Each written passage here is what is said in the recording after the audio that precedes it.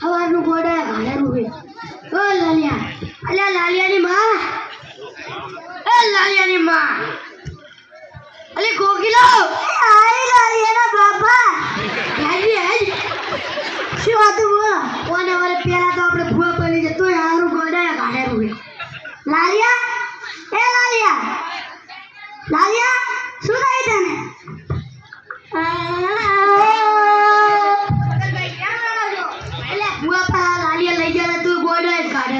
તો ત્યારે મેં તમને નતું કીધું પાસે લઈ જાઓ વાત તો આ છે પણ હું બોલ્યો ને તો હજી વેલું હેડો હેડો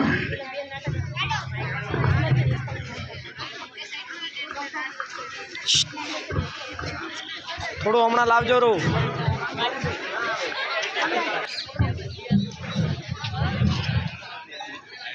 ચમલ્યા કોઈ દવાખાને નથી આવતું આટલા મોટા ગામમાં કોઈ બીમાર જ નહીં પડતું હોય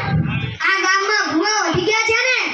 એમાં વરે ભૂવા શું કરે બધી દવા તો આપણે જ કરવાની આપણું બધું જ ભણેલું નકામું જશે તેવું લાગે તો છે આ કોક દર્દી આવતો લાગે છે શું થયું મગનભાઈ અમે હે ને અમાર લાલિયાને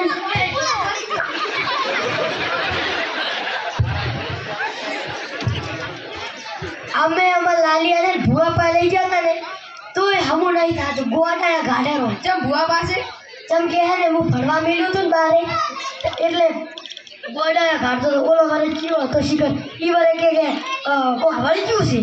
લાલિયાને ટેબલ પર બેસાડી સુઈ જાય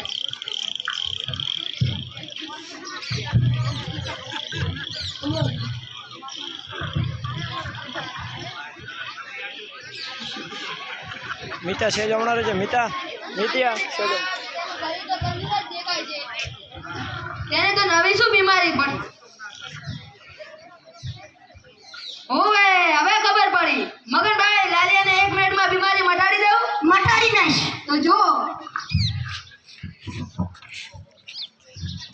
દેખો લાલિયો હતો તેવો થઈ ગયો ને